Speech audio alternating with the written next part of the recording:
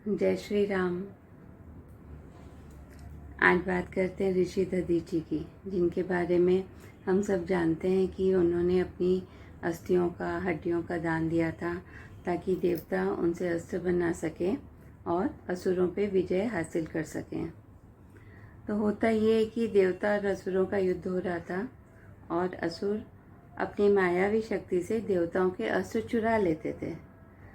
तो ये जब बिना अस्त्र के देवता लड़ेंगे कैसे, और देवताओं के लिए ये टेक्निक एकदम नहीं थी कि कोई उनके अस्त्र चुरा लेता है जादुई शक्ति से, तो परेशान हो गए थे। तो उनके पास जो अस्त्र शस्त्र बचे थे वो लेके ऋषि दधीची के पास गए कि आप इन्हें संभालिए और हम लोग थोड़े समय के लिए यहाँ से जाते हैं और तपस्या करते हैं और थोड़ी शक्ति का अर्जन करते हैं और हम आएंगे तब आपसे ले लेंगे। तो ऋषि ने कहा ठीक है।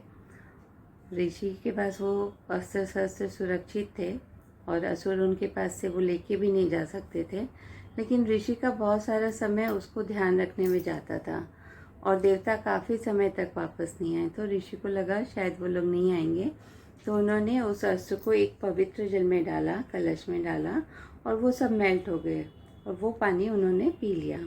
इस तरह से सब अस्त्र उनके शरीर में सुरक्षित हो गए। कुछ समय बाद देवता आते हैं और कहते हैं कि हमें हमारे अस्त्र लौटा दीजिए, अब हम असुरों के साथ युद्ध करने के लिए तैयार हैं। तो ऋषि उन्हें सब बात बताते हैं कि भाई ऐसी बात है, तो अगर आपको अस्त्र चाहिए तो आप मुझे मार के ले लीजिए, उन हड्डियों से आप बना सकते हैं। तो बोले कि नहीं, हम आपको नहीं मार सकते, इतने बड़े महान संत को, ऋषि को हम कैसे मार सकते हैं।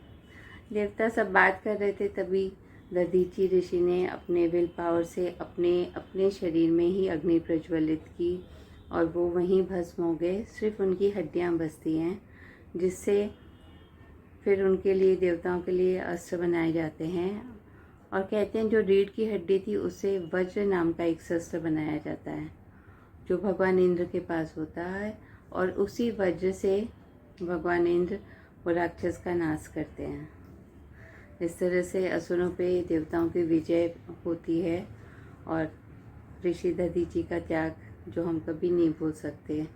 उन्होंने जो मानवता के लिए, जो उस समय का जो आतंकवाद था उसको मिटाने के लिए उन्होंने किया, तो उन्हें नमन है ऋषि दधीची को। सबका मंगल हो।